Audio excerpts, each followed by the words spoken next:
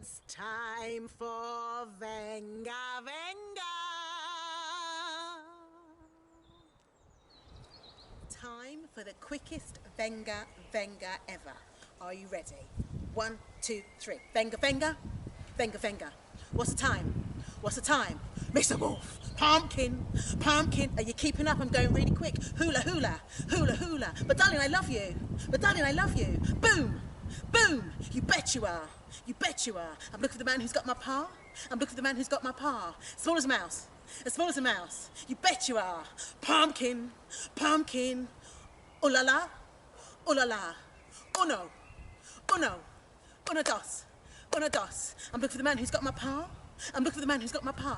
I'm looking for the man who's got my pa. But darling, I love you. But darling, I love you. Uno. Uno dos. Uno dos. Boom. Save the world. Save the world. The dragon is coming. The dragon is coming. The dragon is coming. The dragon is coming. How'd you go? How'd you go? How'd you go? How'd you go? Venga, venga. Hula, hula. Did you keep up? That's the fastest venga, venga ever. Yes, Miss Naomi. See you soon. Today's tongue twister is all about swans. A group of swans who looked rather sleek, which is a way of describing fur or hair or feathers, and it means smooth and glossy. And they also decided to travel quite quickly. But the tongue twister uses the word swiftly, so that means quick, to go at a pace. This is the tongue twister. 6 sleek swans swam swiftly southwards.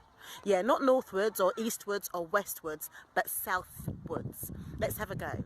6 sleek swans swam swiftly southwards. Did you get all those sounds, those THs, that T, that K? Let's try it. 6 sleek swans swam swiftly southwards.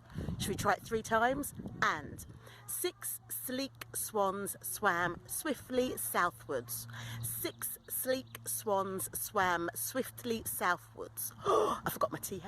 6 sleek swans swam swiftly southwards. Got it that time. See ya. Once upon a time, I performed lots and lots of different characters in a play. And these characters were from fairy tales, nursery rhymes, folk tales. And one of those characters was Mummy Bear. Yeah, the one from Goldilocks and the Three Bears. So I've chosen this one today from, of course, Revolting Rhymes by Roald Dahl with illustrations by Quentin Blake. So let's see what happens in his version of Goldilocks and the Three Bears.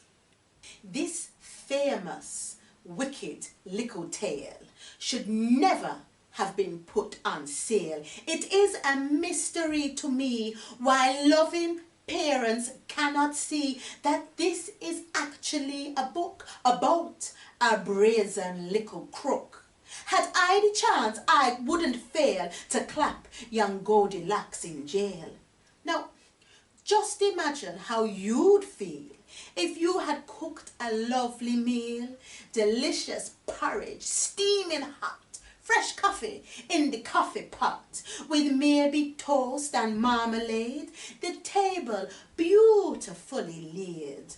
One place for you and one for Dad, another for your little lad. Then Dad cries, golly gosh, gee whiz, oh cripes, how hot this porridge is. Let's take a walk along the street until it's cool enough to eat.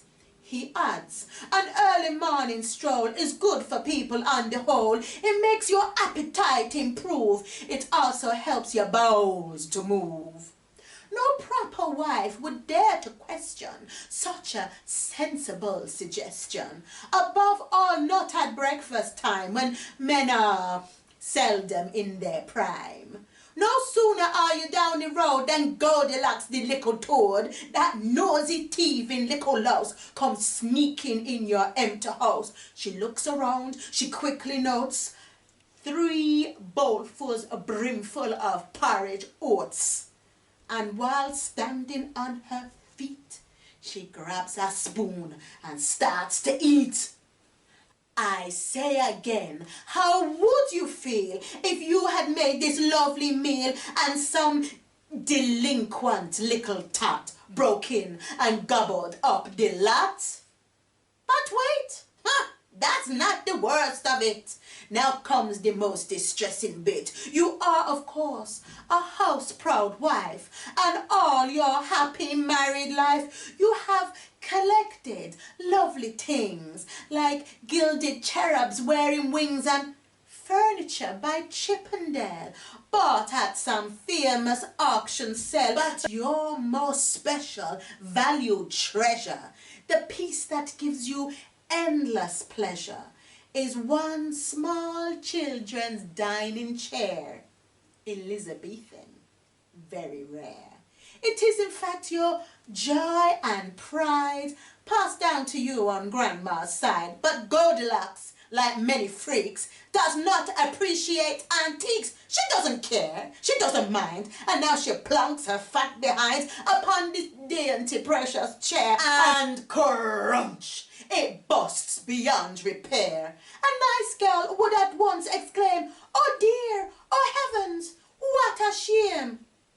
Not Goldie. She begins to swear. She bellows, "What a lousy chair!" and uses one disgusting word that luckily you've never heard. I dare not write it, even hint it. Nobody would ever print it. You'd think by now this little skunk would have the sense to do a bunk. But no, I very much regret she hasn't nearly finished yet. Deciding she would like a rest, she says, "Let's see which bed is best." Upstairs she goes and tries all three. Here comes the next catastrophe. Most educated people choose to rid themselves of socks and shoes before they clamber into bed. But Goldie didn't give a shred. Her filthy shoes were thick with grime and mud and mush and slush and slime. Worse still, upon the heel of one was something that a dog had done. I say once more, what would you think if all this horrid dirt and stick was smeared upon your eider down by this revolting little clown? The famous story has no clues to show the girl removed her shoes. Oh, what a tale of crime on crime. Let's check it for a second time. Crime 1, the prosecution's case. She breaks and enters someone's place. Crime 2, the prosecutor notes. She steals a bowl of porridge oats. Crime 3, she breaks a precious chair belonging to the baby bear. Crime 4, she smears each spotless sheet with filthy messes from her feet. A judge would say, without a blink, 10 years hard labour in the clink. But in the book, as you will see, the little beast gets off scot-free, while tiny children near and far shout, "Goody good, hooray, hurrah, poor darling Goldilocks," they say. "Thank goodness that she got away." Myself, I think I'd rather send young Goldie to a sticky end. "Oh, Daddy," cried the baby bear, "my porridge is gone. It isn't fair." "Then go upstairs," the big bear said. "Your porridge is upon the bed. But as it's inside Mademoiselle, you'll have to eat her up as well." So, now we're going to try the tongue twister. Have you been practicing? Yeah, don't think, "Oh, Miss Naomi, the tongue twister." Remember, tongue twisters really help us say all the words clearly. It's about 6 sleek swans who swam swiftly southwards. You just saw me do it, yeah? All right, let's have a go. 3 times. I'm going to go nice and slow so I can get all the sounds and all the words right. Here we go. And 6 sleek swans swam swiftly southwards. Remember that? Southwards. Okay, let's try it again. 6 sleek swans swam swiftly southwards. Should we try it 3 times? Okay, here we go. And 6 sleek swans swam swiftly southwards. 6 sleek swans swam swiftly southwards. 6 sleek swans swam swiftly southwards. Okay, Miss Naomi didn't do so good then, but Let's try it one more time. Let's see if I can do it. Help me do it. Here we go. And 6 sleek swans swam swiftly southwards. 6 sleek swans swam swiftly southwards. 6 sleek swans swam swiftly southwards. Did you keep up with me? Yeah. So with this Venga Venga, I'm going to go at quite a pace. Not too fast for some of you, but not too slow for the others. So kind of in the middle. Are you ready? And Venga Venga. Venga Venga. Pumpkin, pumpkin, boom. Yeah, you did. You knew. You see, you didn't even know I'd come with that one. Gotcha. Let's go again. Boom, boom. Venga Venga. Venga Venga. As small as a mouse. As small as a mouse. You bet you are. Uno. That one seems to catch you guys out. Remember, uno, uno dos. All right, here we go. Uno. Uno. I'm going to switch it. Uno dos. Uno dos. The dragon is coming. The dragon is coming. As small as a mouse. As small as a mouse. Pumpkin. Save the world. Aha! Gotcha! You ready? Pumpkin. Pumpkin. Pumpkin. Boom. Boom. Ooh la la.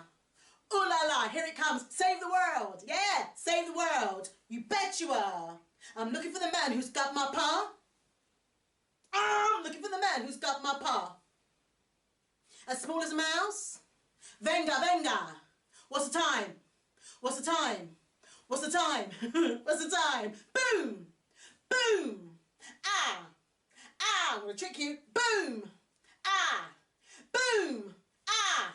Ah. Boom. Boom. Ha ha. Well done. Fantastic with Venga, venga. Shall we move on? This poem here is a poem for us to share together, for us to perform and work out actions. It's by Anonymous. You know what that is, right? Nobody knows who wrote it. I think it was written quite a while ago, just thinking about what it talks about. It's called I Asked the Little Boy, and as I said, it's by Anonymous. 3, 4, 5, 6, 7, 8, 9, 10. It's just over 10 lines long. It's in one solid block, and I'm going to read it to you. I Asked the Little Boy by Anonymous. I asked the little boy who cannot see, and what is colour like? Why, green, said he, is like the rustle when the wind blows through the forest. Running water, that is blue, and red is like a trumpet sound, and pink is like the smell of roses. And I think that purple must be like a thunderstorm. And yellow is like something soft and warm. And white is a pleasant stillness when you lie and dream. Let's do that again. I Asked the Little Boy by Anonymous is a poem that we're going to work on together. It's 1, 2, 3, 4, 5, 6, 7, 8, 9, nearly 10 lines, because there's only 2 words in the last line. And it's all about colour, excuse me, and about using your imagination. It's a poem that I really like, so I'm going to share it with you. So first of all, have a listen. I Asked the Little Boy by Anonymous. I asked the little boy who cannot see, and what is colour like? Why, green, said he, is like the rustle when the wind blows through the forest. Running water, that is blue, and red is like a trumpet sound, and pink is like the smell of roses, and I think that purple must be like a thunderstorm, and yellow is like something soft and warm, and white is a pleasant stillness when you lie and dream. What I love about this poem is that all the imagery, all the pictures that the poet, Anonymous, is drawing for us with their words is all to do with nature. And I think that's very clever. Have a listen again. And I want you, as you listen, to have a think about how this poem makes you feel. Remember, we always start with our feelings first. The thinking bit comes in next. But let's think about how this poem makes us feel. Have a listen. I asked the little boy, by Anonymous. I asked the little boy who cannot see, and what is colour like? Why, green, said he, is like the rustle when the wind blows through the forest. Running water, that is blue. And red is like a trumpet sound. And pink is like the smell of roses. And I think that purple must be like a thunderstorm. And yellow is like something soft and warm. And white is a pleasant stillness when you lie and dream. So, how did that poem make you feel? Not think, but feel. For me, that poem really helped to calm me down. Some of you, when we talk, you have said that poetry helps you to calm down and relax and chill. And I think very much this poem, I Asked the Little Boy, helps me to just feel quite calm, quite relaxed, but not too relaxed because I'm still thinking about the words. I also think this poem makes me feel really happy because it's talking about beautiful things like colour. And even though the voice, the main voice in this poem, is by a little boy who cannot see, this little boy is still telling us about what colour means to him. And I think that's wonderful because in the poem, Anonymous is telling us that everybody can have an opinion and can have an idea and it's valid. I'm going to read through it again. And this time, I want you to have a think about what you think it is talking about. Yep, so we know what we're feeling, but what is this poem, what is it talking to us about? What does it want us to make us think? What are the ideas? Have a listen. I Asked the Little Boy, by Anonymous. I asked the little boy who cannot see, and what is colour like? Why, green, said he, is like the rustle when the wind blows through the forest. Running water, that is blue. And red is like a trumpet sound. And pink is like the smell of roses. And I think that purple must be a thunderstorm. And yellow is like something soft and warm. And white is a pleasant stillness when you lie and dream. What I like about this poem is that it starts off very,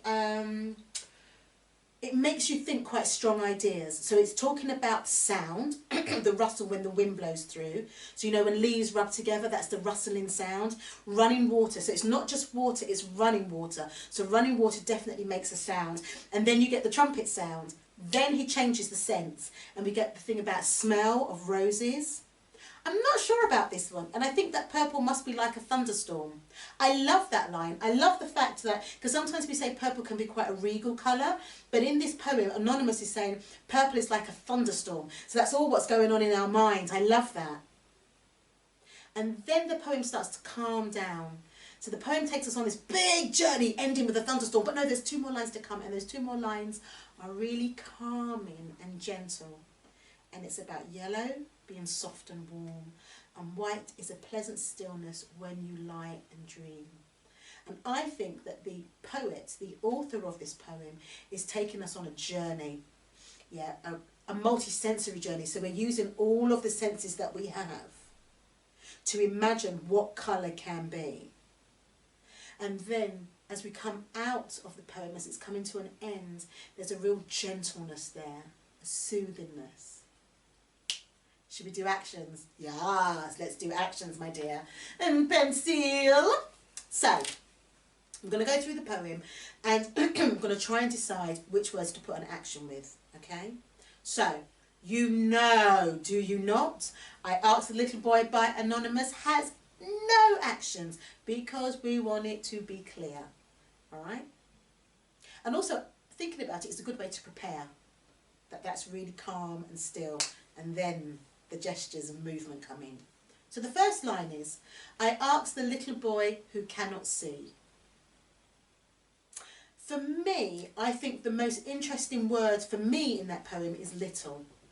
I asked the little boy who cannot see. It's a nice word to say, and I think it would lend itself to a great action. So let's do little. Now the next line is, and what is colour like? Why, do you know what? I don't want to do actions for the actual colour.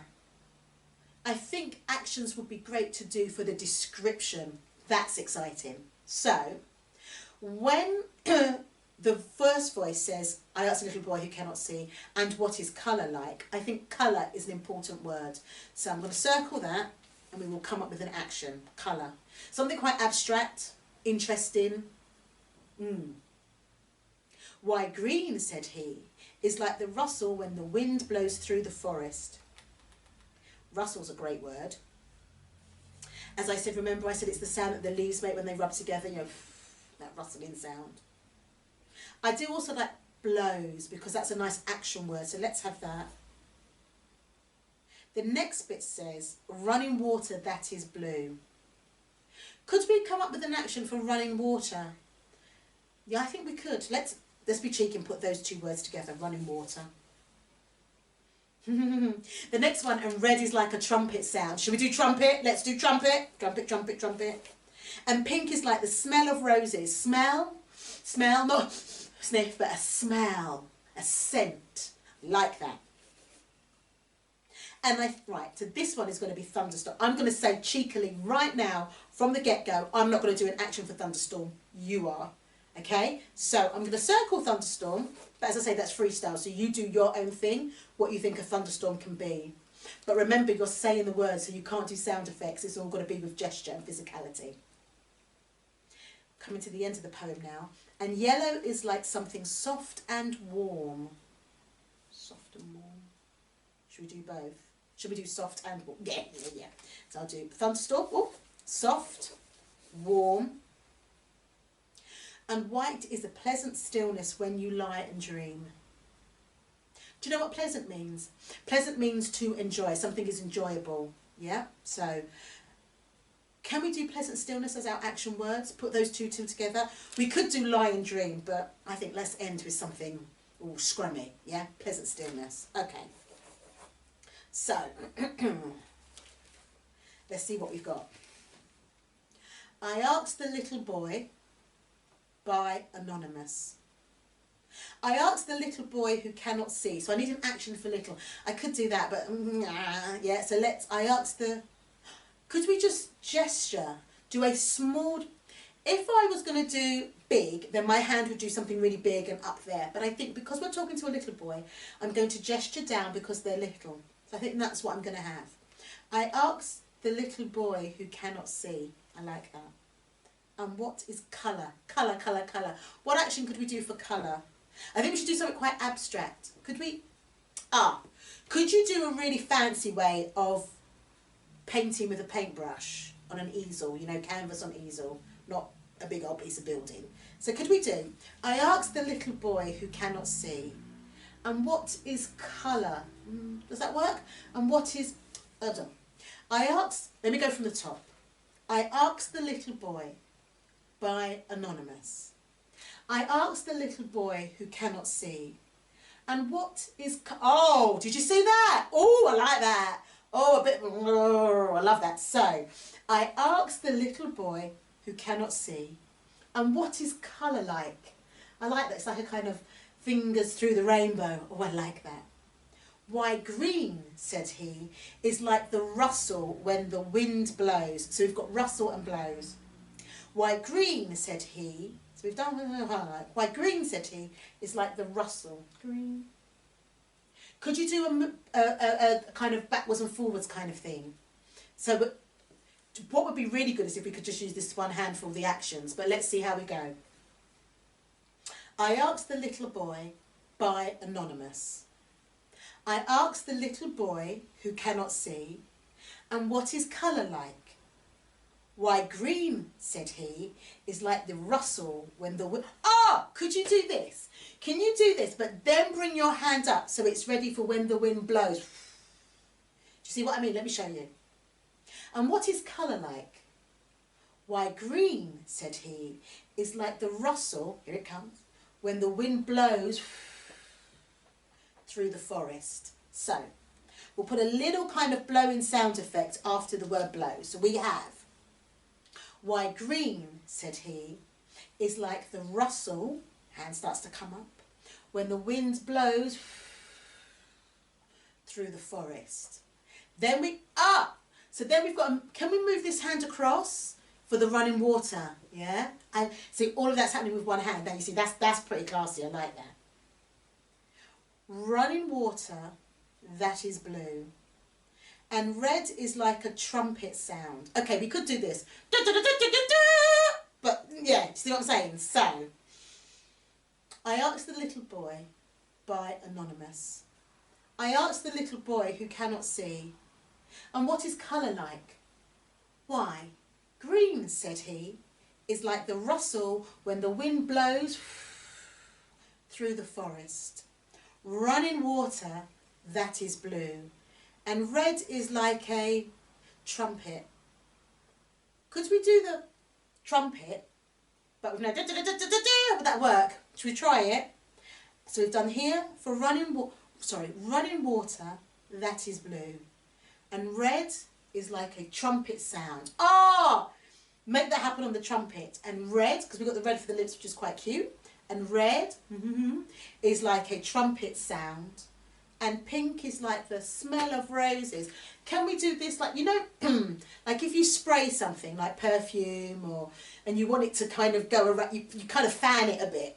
But let's not try and be so vigorous about it. Let's try and do it quite poetically. So we have, and red is like a trumpet sound.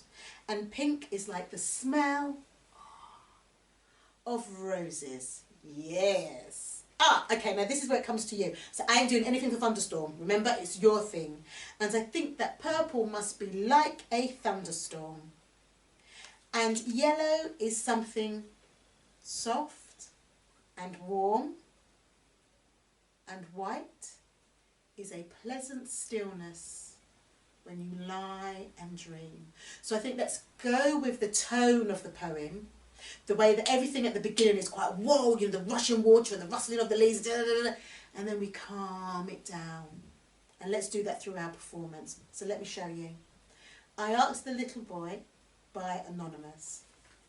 I asked the little boy, hand out, who cannot see, and what is colour like? Remember, fingers through the rainbow. Why, green, said he, is like the rustle backwards and forwards, bringing it to your face, when the wind blows through the forest. Running water across. Running water, that is blue. And red is like a trumpet sound. And pink is like the smell, drop your hand, of roses. Your turn. And I think that purple must be like a thunderstorm. And yellow is like something soft and warm. Then bring your hands to separate. And white is a pleasant stillness when you lie and dream. I really want to see what you did for thunderstorm. I think thunderstorm, because it's a mixture of lots of different energies, I think that's why the little boy associates purple with it. Oh, purple.